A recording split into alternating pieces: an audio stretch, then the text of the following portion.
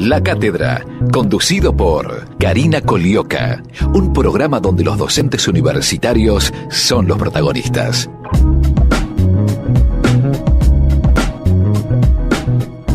Hola, ¿qué tal? Muy bienvenidos. Mi nombre es Karina Colioca y esta es una nueva emisión de La Cátedra, el programa auspiciado por la Asociación de Docentes de la Universidad de Buenos Aires. Cuando Donald Trump obtuvo una sorprendente victoria electoral allá por noviembre del año pasado, gran parte del mundo comenzó a sentirse preocupado. Desde Berlín hasta Beijing, los líderes mundiales se mostraron claramente inquietos, inseguros de lo que se vendría por delante para los próximos 4 años. En los primeros 100 días de su presidencia, sin embargo, el hombre de negocios, convertido en político, ha logrado confundir a sus críticos más agudos en muchísimos frentes. Si bien mantiene sus promesas, algunas en carne viva, como las deportaciones y el famoso muro con México, el hombre que abominó al Islam, humilló a los mexicanos y le dio alas al aislacionismo más feroz, pareciera haber bajado el tono. Para hablar de estos 100 días de Trump en Estados Unidos y su relación con el mundo, recibimos hoy a Gabriel Puricelli. Él es politólogo, coordinador del programa de política internacional en el Laboratorio de Políticas Públicas. Hola, ¿qué tal? ¿Cómo estás, Gabriel? Bienvenido. ¿Qué tal? Bueno, te cuento que mi primer pregunta tiene que ver con el último programa que hicimos juntos, que estabas sentado exactamente en el lugar opuesto y mi pregunta había sido Hillary o Trump. Vos me dijiste Hillary, los dos dijimos Trump, casi imposible de que llegue a la presidencia, y hoy estamos hablando que el presidente norteamericano se llama Donald Trump. Efectivamente.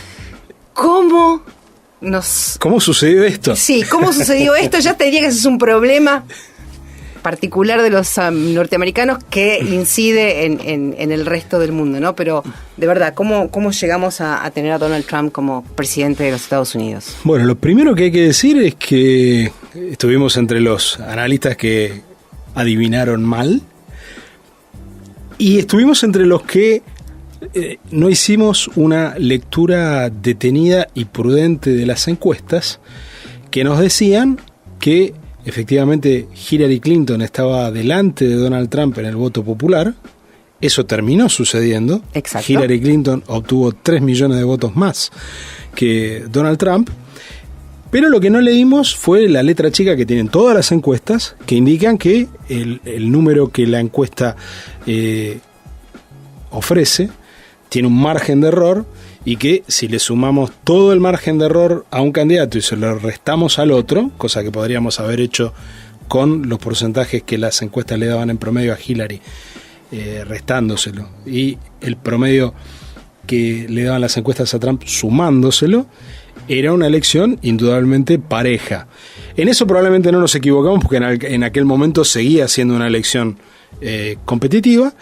Lo que logró Trump fue la máxima eficacia con los votos que obtuvo. ¿Y qué quiero decir con máxima eficacia? Logró que esos votos se distribuyeran de manera tal que, aún siendo menos que los de Hillary Clinton, alcanzaran para ganar una suficiente cantidad de estados como para asegurarse la presidencia. De electores, ¿no? Que ese es el sistema norteamericano. Efectivamente, en el colegio electoral. Y por lo tanto, logró ganar convincentemente Florida, logró ganar convincentemente Carolina del Norte, 2 estados que podían ser republicanos y él los aseguró.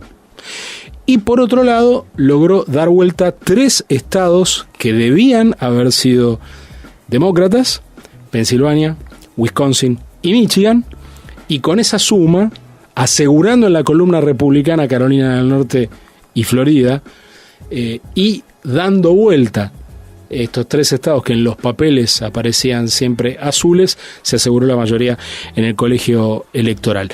En al menos uno de esos estados, por una diferencia que fue menor que el total de votos que obtuvo la candidata del Partido Verde, Jill Stein.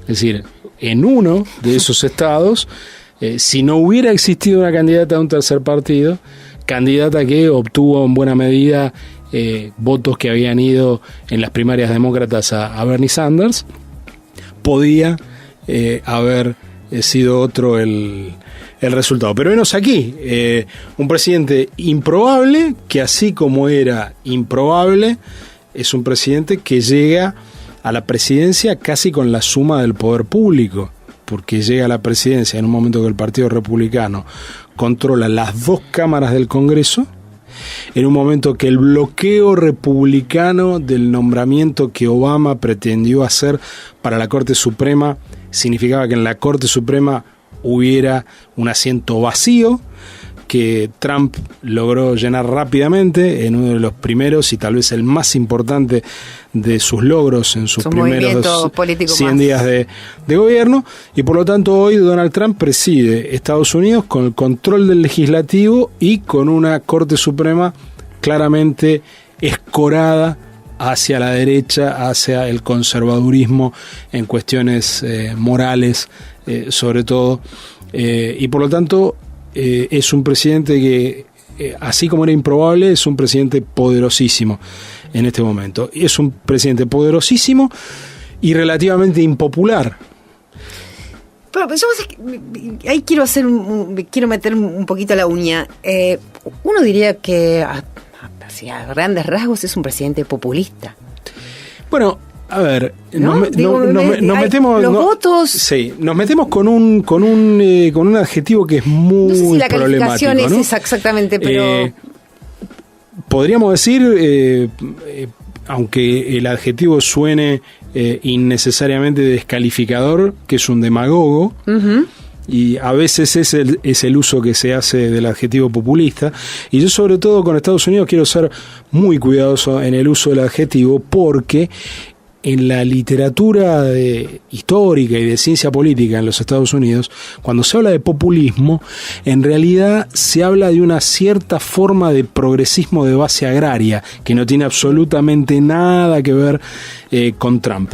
Entonces, el que vaya a leer en inglés sobre historia política de los Estados Unidos del siglo XX, va a encontrar el adjetivo populist utilizado muy frecuentemente y siempre en referencia a movimientos progresistas que se dieron en las planicies de los Estados Unidos y que dieron lugar a que en algunos estados del norte de los Estados Unidos hubiera hasta los años 50 gobernadores socialistas, o que, por ejemplo, en el estado de Minnesota el Partido Demócrata a nivel estadual no se llama Partido Demócrata a secas, se llama Partido Demócrata Laborista de los Farmers, que es esta otra palabra que tiene una... campesinos, ¿no? Como los granjeros. Los granjeros, más bien, sería la traducción más aproximada. Es decir que populismo es una palabra que hay que, en este caso, usarla con muchísima prudencia.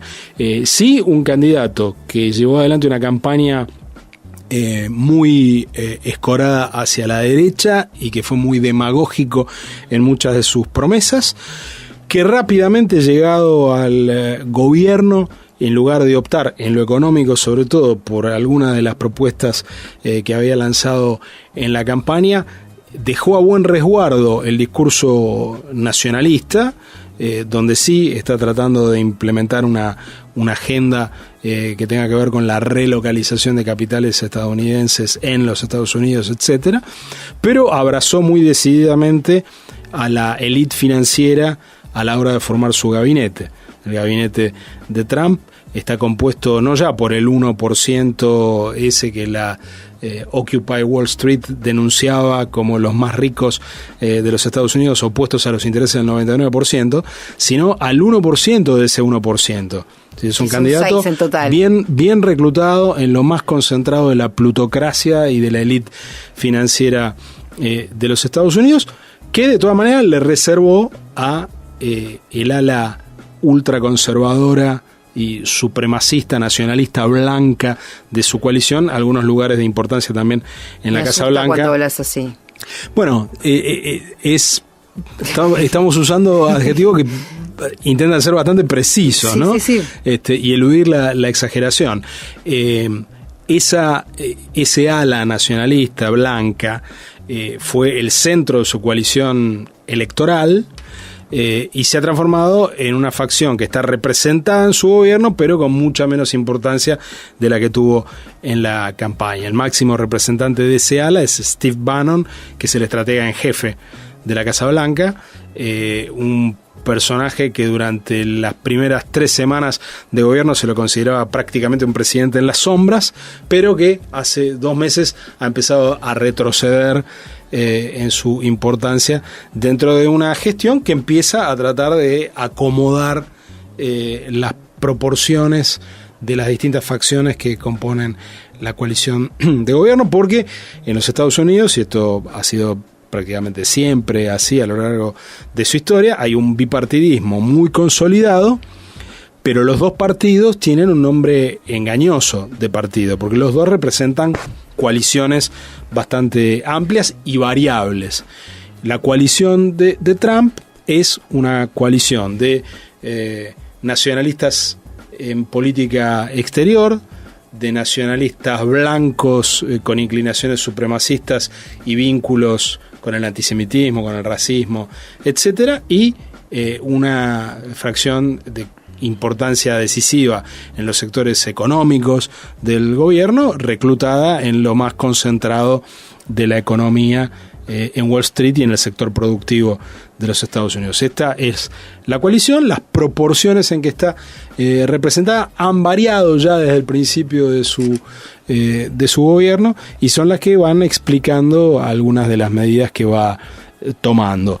La coalición, el sector, digamos, más conservador en lo fiscal, ha tenido un éxito rotundo, o se ha notado un poroto importante en las últimas semanas con la reforma fiscal, que recorta prácticamente en un 15% el nivel de impuestos que pagan las grandes corporaciones, poniendo en práctica de la manera más radical posible esta idea de que es necesario crear riqueza en la franja superior de la economía para que derrame algo de lo que acá también se habla o se intenta para que gotee, ¿no? Porque también son esas cosas, son esas palabras que las traducimos mal al español, y la verdad que en inglés derramar es gotear. La idea es trickle down, ¿no? Es gotear desde arriba, y en ese sentido es un concepto bastante más preciso que el de derrame, ¿no?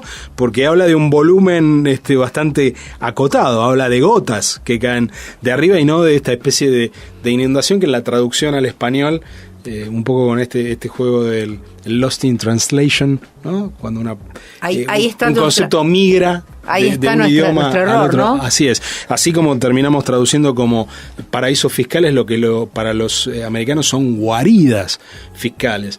O sea, hay cosas que aún en el discurso neoliberal más ortodoxo son presentadas de manera mucho menos optimista y mucho más realista que como se han adoptado en el discurso neoliberal en los países de habla hispana. Bueno, los latinos somos más románticos, ¿no? También en ese sentido, entonces adornamos más las palabras, pero, tratamos que nos duelan menos. Pero el neoliberalismo original contiene menos promesas demagógicas que el neoliberalismo adaptado a nuestra lengua, y me parece que algo de eso estamos viendo en esta gestión de Trump, que en lo económico está muy orientada a esa noción de goteo desde arriba, combinado, y esta es la gran diferencia con la gestión Obama, con una idea de economía más autosuficiente. Más de puertas adentro. Más de puertas adentro. Recién decías vos que es un candidato extraído de lo más rancio de las finanzas, pero Estados Unidos tiene una política exterior que no solamente tiene que ver con las finanzas, sino también, y lo estamos viendo hoy día en Medio Oriente y en distintos escenarios. ¿Ahí es Trump? ¿Hay algún presidente en las sombras que decide? Digo, me parece que no quiero decir que no está apto porque no soy quien para decir eso, pero me parece que por ahí no es su métier. Y entonces... Bueno, creo que la política exterior es una de esas áreas donde el gobierno de Trump está menos definido hoy. Hubo, por supuesto, en las últimas semanas, yo diría que 3 hechos que empiezan que ya son hitos de esta gestión bastante joven, empezando por el bombardeo a una base de la Fuerza Aérea en Siria, el lanzamiento de este artefacto misil, fabuloso, ¿no? la llamada madre de todas las bombas en Afganistán. o sea, misiles en Siria, la madre de todas las bombas en Afganistán, y esta amenaza retórica a Corea del Norte, donde el presidente de los Estados Unidos se permitió decir algo que hace décadas ningún presidente de los Estados Unidos decía, que todas las opciones estaban sobre la mesa. Y cuando un país que tiene la bomba atómica dice todas las opciones están sobre la mesa, está diciendo no descartamos usar este arma en este caso. Entonces, estos tres hechos fueron realmente conmocionantes, marcaron la conversación y el debate político en las últimas semanas, pero como dice el dicho, una golondrina no hace verano. Ninguno de los tres vino seguido de una explicitación de una nueva estrategia, ni en Siria, ni en Afganistán, ni en Corea del Norte, donde el giro ha sido prácticamente de 180 grados, porque hace días nada más Trump dijo algo que hace mucho también ningún presidente de los Estados Unidos decía, que es: estoy dispuesto a reunirme con Kim Jong-un, con el líder de Corea del Norte, y dijo esto sin poner por delante cuáles son las condiciones para sentarse a esa mesa. Con lo cual, respecto a Corea del Norte, pasó de un momento de alarma roja, rojísima, donde parecía que había un botón rojo a punto de ser apretado, a prácticamente tender una mano incondicional. Eso hace que sea muy difícil leer todavía. Claro, no se sabe el por qué cambia tan rápidamente. Política, exacto. Hay sí un elemento que está presente en los tres hechos, que es el unilateralismo, ¿no? Los tres hechos son decididos por los Estados Unidos sin consulta previa con, por supuesto, ninguna organización multilateral, las Naciones Unidas en primer lugar, pero en segundo lugar, sin ninguna consulta tampoco, sino más bien una información, una comunicación pro forma a los aliados de la OTAN. Entonces, en los tres casos hay una línea unilateralista, una línea nacionalista, pero en ninguno de los tres casos está claro si Estados Unidos va a redefinir el modo de llevar adelante el conflicto en Siria, el conflicto en Afganistán-Pakistán. No hay que olvidarse que la bomba se lanza sobre Afganistán, pero tiene como blanco a un grupo que opera de los dos lados de la frontera, y hace prácticamente 10 años que el conflicto de Afganistán ya es más bien un combo, que en la jerga en los Estados Unidos se llama AFPAC, y que involucra a los dos países vecinos, y por último Corea del Norte. Pero me parece que, bueno, sobre los tres temas podríamos hacer una serie de comentarios, pero para introducirlo nada más, me parece que hasta ahora en los tres casos se ha tratado de intervenciones súbitas, inesperadas, espectaculares, pero sin una clara idea de hacia qué nudo y desenlace se encamina esta pequeña introducción que hizo Trump. Nosotros nos encaminamos ahora a escuchar buena música, pero cuando volvamos me falta una pata de esa mesa, que es Israel. Pero cuando volvemos le tratamos de dar una idea a la gente de qué es lo que está pasando allí en ese país, en esa nación, y en relación justamente con los Estados Unidos, que toda la vida fue algo así como su garante, ¿no? Podría ser en buena medida. Bien, Gabriel, quedó pendiente esa pata de la mesa que no es menor, ¿no? Que es Israel. Así es. Bueno, obviamente la elección de Trump, si hubo un país del mundo, y prácticamente el único, cuyo gobierno festejó públicamente la elección de Trump, fue el gobierno de Benjamín Netanyahu en Israel. Sin embargo, estamos todavía en esta fase preliminar que describíamos antes, y tampoco en relación con Israel ha habido grandes definiciones en estos 100 días. Como con otros actores, parece estar habiendo un round de estudio que probablemente se complete en estos días con el encuentro entre el presidente Trump y el presidente de la Autoridad Nacional Palestina, Mahmoud Abbas. Con muchísima probabilidad será después de esa reunión con Abbas que empiecen a llegar de Washington señales más claras de lo que Estados Unidos pretende en relación con el diferendo histórico entre palestinos e israelíes, y que veremos si se empieza a verificar en la práctica esta forma de apoyo mucho más desembosado que espera todavía el gobierno de Benjamín Netanyahu. No se puede decir que haya habido hasta ahora señales más allá del nombramiento, sí, de un embajador muy de los Estados Unidos ante Israel, muy alineado con la política de Netanyahu, que ha sido, antes de ser nombrado embajador, una voz pública que ha apoyado los asentamientos en territorio, las colonias judías en territorios palestinos, iniciativas a las cuales el gobierno de Barack Obama se opuso sistemáticamente. Entonces ha habido esta primer señal que de alguna manera ratifica una línea de apoyo prácticamente incondicional a Israel, sí, que esbozó durante la campaña, y que es la línea sobre la que apuesta el gobierno de Netanyahu. Pero más allá de ese nombramiento, ha habido también, en el caso de Israel, no ha habido una definición clara de la doctrina de los Estados Unidos. Corregime si me equivoco, pero si mal no recuerdo, para noviembre del año pasado, Trump había dicho que tenía intenciones de cambiar la sede de la embajada norteamericana de Tel Aviv a Jerusalén, lo cual sería, ¿no?, como meter el dedo bien en la llaga. Bueno, algo que, permitime, digo, por espacio geográfico empecé dificilísimo, para empezar. Sí. Igual ahí hay una cosa que es más diplomática que otra cosa, ¿no? Porque no hay que olvidarse que la distancia entre Tel Aviv y Jerusalén es muy pequeña. Es nada, está más cerca, Tel Aviv está más cerca de Jerusalén que Buenos Aires de Luján, para dar una, sí. O de La Plata, para dar una.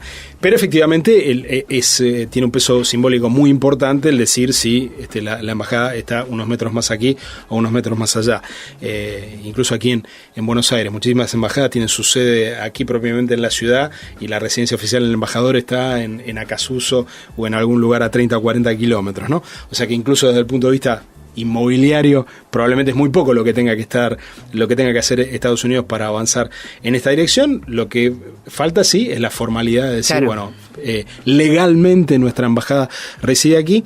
Por supuesto que frente al reclamo de que Jerusalén pueda ser dividida, en la hipótesis de que se consolidaran y reconocieran dos estados, que Israel fije su capital ahí y que haya países, potencias, que reconozcan ese hecho, es muy significativo e inclinaría en una dirección la balanza. Pero aún en eso todavía no se han concretado estas iniciativas, e insisto, me parece que hay un round de estudio de Trump con el mundo. En algunos casos el estudio va acompañado de iniciativas bélicas espectaculares, pero aún lo sucedido en Siria y en Afganistán, por falta de una explicación lógica de la definición de una nueva estrategia, yo lo sitúo también en esa lógica del estudio. Es decir, Estados Unidos es una potencia. Para que tengan cuidado conmigo. Efectivamente, y aún así la semiología de esos ataques tampoco es demasiado clara, porque no hay que olvidarse que en Siria, por ejemplo, se lanzaron 59 misiles. Las fotos al otro día indican que esos misiles, que en general son disparados con precisión milimétrica, impactaron al lado de las pistas de aterrizaje de la base de la Fuerza Aérea, y al otro día los aviones de la Fuerza Aérea Siria estaban despegando normalmente de ahí. También hubo un aviso previo a Rusia para que en el momento del ataque no hubiera ningún soldado ruso ni hubiera armas o aviones rusos en ese lugar. Entonces, me parece que estas cosas a posteriori, una vez que baja el polvo que provocan estos ataques, hay que verlo con esta, yo diría, prudencia, que puede sonar bastante inhumana, ¿no? Porque efectivamente Estados Unidos ha actuado en estos casos de manera muy decisiva. Ha habido muertos en todas estas intervenciones, pero me parece que es muy temprano y es poco prudente decir a dónde va la política exterior de los Estados Unidos. Y de hecho, si hoy recorremos las revistas especializadas en Estados Unidos, lo que vienen escribiendo los principales observadores y teóricos de las relaciones internacionales allí, no hay ninguno que todavía haya dicho, bueno, la política exterior de Trump va a ir por aquí. Está este acuerdo, sí, de que hay un nacionalismo unilateralista que es el que inspira y sirve como principio doctrinario de esta política, pero no está claro cuál va a ser la traducción en la relación con otros países, y podemos decir cosas parecidas de las relaciones más sensibles de los Estados Unidos. Hubo un Trump muy agresivo con China durante toda la campaña electoral, que se ha transformado en un Trump que recibe en los términos más amigables a Xi Jinping, el presidente chino, en Washington hace unos días nada más. Que se ha preocupado de nombrar a China y decir cuán importante es el papel de China para resolver la crisis con Corea del Norte cada vez que ha hablado en estas últimas semanas de ese tema.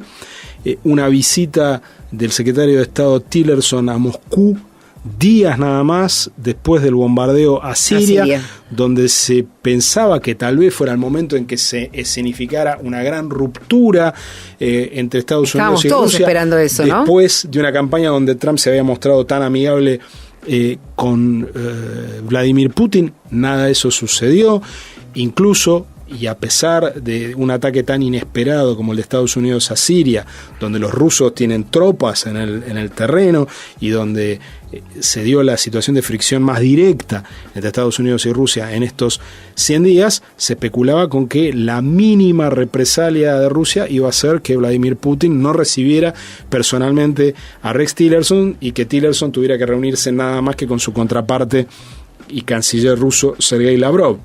Todo lo contrario, fue recibido en el Kremlin, es decir, la gestualidad de esa visita a Moscú fue una gestualidad de normalidad. Se dijeron, por supuesto, cosas y hubo muy claras declaraciones de ambos lados en que se habían puesto de acuerdo en estar en desacuerdo sobre una serie de temas, pero no se pasó de eso. Y creo que entonces esto configura una situación de Estados Unidos estudiando el mapa, viendo cómo se ajusta una política exterior a estos principios de nacionalismo unilateralista, tomando mientras tanto, sí, esto lo digo último, tal vez habría que haberlo dicho al principio, pero hay que retenerlo como probablemente lo más importante y significativo, que es un aumento del 20% del presupuesto de defensa de los Estados Unidos. Presupuesto que probablemente lo haya dicho la última vez que estuvimos aquí, pero siempre es bueno recordarlo, equivale a la suma de los presupuestos de defensa de todos los demás países del mundo. Un incremento del 20% de ese presupuesto significa que mucha ya no va a equivaler, sino que va a ser 20% superior a lo que suman los presupuestos de defensa de Rusia, China, todos los países de la OTAN, la Argentina, Brasil, incluida Corea del Norte, que viene amenazando, que tiene un montón de bombas. Este nacionalismo acérrimo al que vos hacías referencia recién y que en particular en Medio Oriente se traduce en una disputa bélica, ¿qué pasa con América Central, América del Sur? Porque ahí también hay un nacionalismo muy presente por parte de Donald Trump, pero a nosotros nos influye de manera diferente. Bueno, lo primero es que toda la evidencia indica que América Latina va a seguir tan olvidada por los Estados Unidos, por lo menos al principio de la administración Trump, como lo estuvo durante los 8 años de Obama y como lo está desde el momento que Estados Unidos decidió tomar represalias por los ataques a las Torres Gemelas en 2001 y luego invadir Irak en 2003, lo que ha hecho que todos los recursos diplomáticos y la mayoría de los recursos de defensa de los Estados Unidos estén concentrados en un terreno que está muy lejos de nuestra región. La única iniciativa militar de envergadura dedicada al Atlántico Sur y a América Latina en general, que fue la reactivación de la Cuarta Flota de los Estados Unidos, prácticamente no ha salido del papel. Es algo de lo que se habló mucho en el momento que las autoridades militares de Estados Unidos le presentaron a Barack Obama la idea, y que la idea fue aprobada, pero hay muy poco de la implementación de eso. Hoy cuando se habla de movimientos de barcos de los Estados Unidos, se habla siempre de movimientos en los puntos realmente calientes, en el Golfo Pérsico, por supuesto, pero también en la zona vecina a Japón y en el mar de la China y cerca de la península coreana. Entonces, esto como primer aproximación. Por supuesto, cuando digo América Latina, estoy sacando de América Latina a México. México sí ha visto cambiar 180 grados la política de los Estados Unidos y transformarse en una política abiertamente agresiva. En esto la diferencia entre Barack Obama y Trump es tal vez el punto en el que la diferencia es más radical entre los dos. Y por supuesto eso ha llevado a que México empiece a reorientar su propia política exterior, a no pensar como lo hizo prácticamente siempre desde que entró en vigencia el Tratado de Libre Comercio de América del Norte, llamado por su sigla en inglés NAFTA. Llevan más de 20 años que la política exterior de México se concentró en la relación con lo que se llamaban The Three Amigos, con Canadá y con Estados Unidos, y con muy poca... Eran allá lejos y hace tiempo, mis amigos, ¿no? Así es, con muy poca importancia América Latina. Esto empieza a cambiar, lo hemos visto de visita en muchos lugares de la región a Luis Videgaray, el canciller mexicano. O sea, ese impacto ya se empieza a notar, pero en lo que hace al resto de la región hay muy pocos cambios, incluso en el caso más caliente, que es el caso venezolano. Yo te iba a pedir que bajáramos en el mapa y llegásemos a Venezuela. Bueno, el tema sigue siendo un tema de preocupación. Estados Unidos sigue invariablemente en una posición crítica al gobierno de Nicolás Maduro, pero la última declaración pública que hace el secretario de Estado Tillerson sobre Venezuela tiene una diferencia que en general en los medios argentinos pasó bastante por alto, pero que a mí me parece significativa, que Tillerson puso en cabeza de la OEA la solución de ese tema, mientras que Kerry planteaba los temas de Venezuela prácticamente de manera bilateral y planteaba, bueno, Estados Unidos le dice a Venezuela que tiene que hacer tal cosa. Tillerson optó por decir, estamos preocupados por Venezuela, pero esperamos que la Organización de Estados Americanos haga algo al respecto. Algo que también es inesperado por esto que hablábamos antes de un Estados Unidos que ha ignorado a Naciones Unidas, a la OTAN, en los ataques que cometió en otras regiones. Bueno, ¿qué es lo que hace que ahora se fije, por ejemplo, en la OEA? Evidentemente ahí cae la importancia relativa del problema venezolano para Estados Unidos. Esta es mi interpretación. Tranquilamente puedo estar siendo desmentido en 2 semanas, pero con lo que hemos visto hasta ahora, y sobre todo esta declaración pública de Tillerson, en el caso de los Estados Unidos hay que prestarle realmente mucha atención a las declaraciones públicas. O sea, el Departamento de Estado no es una máquina de sacar gacetillas de prensa. Cuando saca un comunicado es porque hay una política más o menos reflexionada detrás, y cuando un secretario de Estado habla, todo lo que dice, aún en un gobierno con un presidente que en general no aplica este estilo, los funcionarios de Trump sí son mucho más convencionales y lo hacen. Entonces, hasta ahora yo lo que constataría es una caída de la importancia del tema venezolano, que sigue siendo de preocupación, pero que más bien es endosado a organizaciones regionales y parece no ser algo donde inicialmente Washington se quiere involucrar directamente, como si estaba involucrada bajo el gobierno de Obama. Uno puede especular muchísimo con otros elementos que están sobre la mesa para tratar de encontrar una explicación. El gobierno de Venezuela, a través de la compañía Citgo, que es la que vende nafta venezolana en Estados Unidos, que es una de las cadenas de estaciones de servicio más importantes de los Estados Unidos, aportó $500,000 a la ceremonia inaugural de Donald Trump. Maduro, cuando Trump estaba en campaña, habló más de una vez elogiosamente del presidente. Es cierto.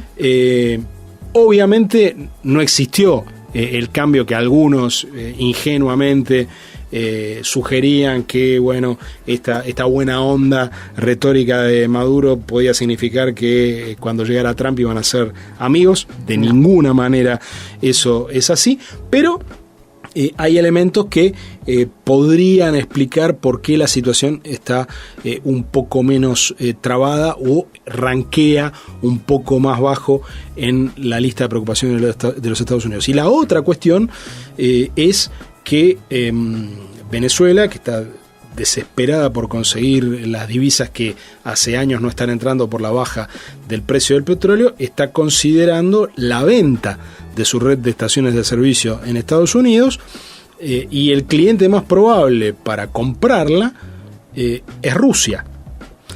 ¡Qué bonito! De hecho, el golpe de Estado que vimos en Venezuela los otros días, con la Corte Suprema asumiendo las responsabilidades legislativas, tiene como pretexto que la Asamblea Nacional no le da los poderes que requiere la Constitución a Maduro para que Maduro pueda vender Citgo, ¿no? Esto sería como si la Corte Suprema de Menem hubiera intervenido el Congreso porque el Congreso no le votaba la privatización de YPF. Entonces, estos elementos están allí sobre la mesa. Uno puede rápidamente construir una novela con un poco de conspirativismo, decir, bueno, como los rusos ayudaron a Trump en la campaña y ahora los rusos le van a comprar a los venezolanos, por eso Estados Unidos no está tan preocupado. Yo no estoy de ninguna manera en condiciones de decir que A implica B, implica C, pero los elementos están allí. Y por supuesto, como con el resto de la política exterior de los Estados Unidos, tendremos que dejar pasar el tiempo para ver si esto que nos imaginamos es realmente así, o estos son elementos que por ahí no configuran una cadena causal. Pero lo que estamos viendo hasta ahora es esto, es una relativa baja de la intensidad, muy pequeña baja de la intensidad de la crítica de los Estados Unidos hacia Venezuela, y estos gestos mutuos y estas movidas comerciales que pueden estar condicionando la relación. Estamos aquí en la radio de la Universidad de Buenos Aires charlando con Gabriel Puricelli. Donald Trump es la figura sobresaliente de esta charla. Ahora los invito a que nos informemos un poco qué es lo que está sucediendo allí en Aduba, y enseguida volvemos para seguir charlando aquí en la 87.9. La Cátedra, un programa auspiciado por la Asociación de Docentes de la Universidad de Buenos Aires. Servicio informativo. La FEDUN en defensa de la educación nacional. La federación participó de una reunión junto a los 5 gremios de docentes nacionales de los niveles iniciales, el secretario general de la CTA Boyaski y el secretario general de la CGT Héctor Daer. En el encuentro se presentó la unidad de los gremios de la educación y se analizaron las alternativas del conflicto que se espera en caso de no cumplirse con el llamado a la paritaria nacional. Servicio informativo. Radio UBA 87.9. La Cátedra, un programa auspiciado por la Asociación de Docentes de la Universidad de Buenos Aires. Seguimos aquí en La Cátedra, el programa auspiciado por la Asociación de Docentes de la Universidad de Buenos Aires. Estamos haciendo un muy breve repaso de estos 100 y pico de días de la presidencia de Donald Trump. Ya pasamos por Medio Oriente, pasamos por México, pasamos por Venezuela. Nos toca llegar a la Argentina. ¿Cómo ves estas relaciones bilaterales? Hablabas antes de gestualidad en lo macro, ¿no? Uh-huh. Y a mí me llamó mucho la atención cuánto análisis hubo en la televisión argentina sobre quién ponía la mano sobre la pierna de quién dejaba pasar primero al otro. Digo, esta cosa entre romántica y cholula que tenemos los argentinos, ¿no? De fijarnos en las pequeñeces, pero no sé si son tan pequeñeces. Así que ese es un tema que me podrás decir vos mejor que nadie. Me parece que la visita del presidente Macri, obviamente cualquier visita de cualquier gobernante del planeta a Washington en visita oficial es importante para cualquier país del planeta. O sea, el presidente de los Estados Unidos no tiene tiempo en su agenda para cualquiera, y por lo tanto el tener esa oportunidad implica un reconocimiento y es un momento de importancia para cualquier diplomacia del mundo, incluyendo la Argentina. Ahora, como es tan difícil tener un espacio para encontrarse con el presidente de los Estados Unidos, uno no elige, sobre todo un país que no pesa, en primer lugar en términos de defensa, militares en el mundo como la Argentina, y que no pesa tanto en términos económicos, a pesar de ser una de las 20 economías más importantes del planeta, no tiene muchas chances de elegir el momento óptimo para ir. Y la verdad es que el momento de la visita, más allá de la voluntad de las dos partes, no era un momento óptimo en absoluto. ¿Por qué? Argentina no tiene embajador en Washington. Estados Unidos no tiene embajador en Buenos Aires. Bueno, tenemos a Mamet ahora que se vino a vivir. Claro, tenemos un ex embajador que se ha argentinizado. Claro. Y el presidente Trump no ha nombrado al principal funcionario del Departamento de Estado que se ocupa de relaciones con América Latina, que es el subsecretario de Relaciones Hemisféricas. No solo no ha nombrado todavía, a 100 días de asumir, a ese subsecretario, sino que prácticamente ninguno de los cargos importantes de la burocracia del Departamento de Estado que sigue en la relación con América Latina ha sido completado por el presidente Trump. Entonces esta es una visita que en alguna medida ocurría como en el vacío, porque las burocracias que tienen que llevar adelante los temas específicos en los que los presidentes tratan de ponerse de acuerdo simplemente no están en funciones todavía. Entonces, ¿y eso es bueno o es malo? Bueno, eso hace que la agenda de la visita se vea bastante limitada, porque cada tema que se menciona en un comunicado final de una visita implica el trabajo de decenas de funcionarios en los dos gobiernos que después ponen en práctica acuerdo de cooperación académico, tecnológico, las cosas que habitualmente se pueden acordar en este contexto. Entonces, lo primero que hay que decir, que visto ese cuadro, uno tendría que tomar con expectativas muy modestas la visita. Y cuando uno mira el comunicado conjunto que firmaron los dos gobiernos, es un comunicado breve y que cubre prácticamente 3 o 4 temas como títulos y sin detallar prácticamente nada. Entonces, estuvo sobre la mesa el tema de la exportación de limones. Que como si fuera el tema más importante. Bueno, en realidad no era el tema más importante, pero era un tema muy significativo porque la primer señal de alerta amarilla que se enciende en la Argentina después de la llegada de Trump es esta decisión que toma Trump prácticamente horas nada más después de llegar a la Casa Blanca, de que el procedimiento que ya estaba en marcha, porque se había acordado con la administración Obama para normalizar esas exportaciones, se suspendía por 60 días. Entonces el tema no es de una enorme envergadura, es muy importante para Tucumán, sí, que claro, es la provincia que produce el 80% de los limones que pueden ser exportados. Creo que el volumen es de 50 millones de dólares. 50 millones de dólares. Mientras que la Argentina tiene problemas para ingresar su exportación de biodiesel a los Estados Unidos, que es un negocio de 1.200 millones de dólares. Bueno, ese tema no fue mencionado específicamente, tampoco lo fue el de los limones en el comunicado. Se habla de temas agrícolas pendientes y que los presidentes le dan instrucciones a sus funcionarios para que encaminen los temas pendientes sin hablar de ninguno específicamente.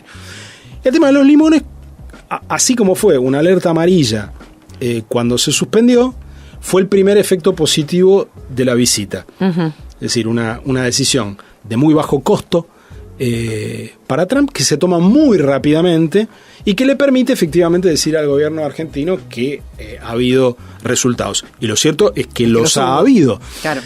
Pero dentro de una agenda que no pudo ser más ambiciosa porque los gobiernos no están en este momento preparados en la práctica para encarar esos temas más ambiciosos. Por supuesto, Estados Unidos no dejó de mencionar, de proponerle a la Argentina mencionar en el comunicado conjunto todos los temas sobre los cuales después seguramente otros niveles de la burocracia gubernamental volverán a la carga para que se avance.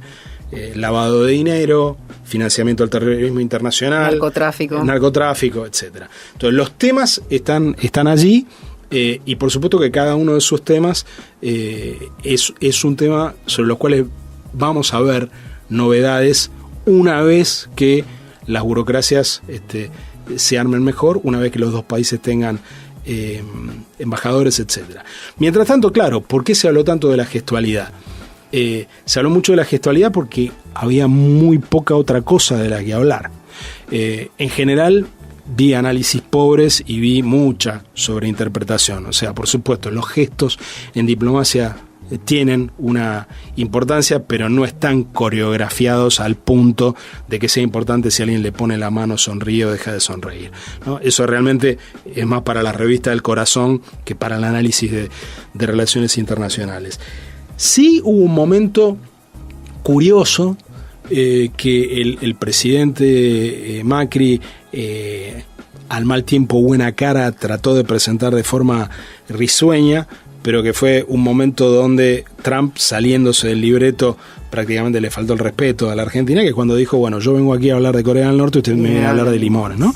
Que eso, leído sin mayores segundas intenciones, quiere decir, aquí estoy yo, el hombre más poderoso de la Tierra, que está preocupado de temas que involucran la bomba nuclear. Sí.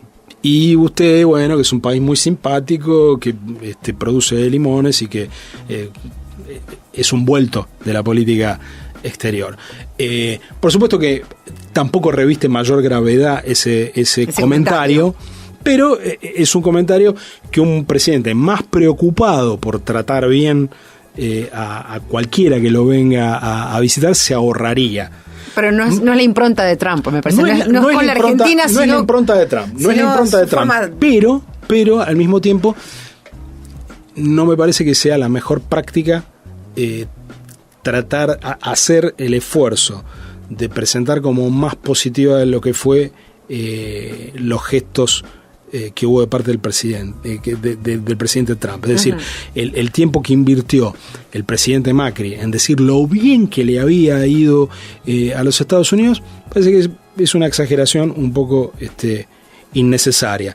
O sea, probablemente la presentación doméstica que uno hubiera esperado de una reunión donde no se alcanzaron grandes acuerdos, hubiera sido un relato más sobrio que el que hizo el presidente, y en esto me parece que sí está esta impronta de optimismo globalista que sigue teniendo el gobierno del presidente Macri, a pesar de que la tendencia internacional parece estar apuntando en otra dirección, ¿no? Con este encogimiento del comercio internacional, con esta pérdida del papel dinamizador del crecimiento del comercio internacional. Digamos, es un mundo que en alguna medida es colectivamente más pesimista respecto de temas que el gobierno argentino es muy optimista, ¿no?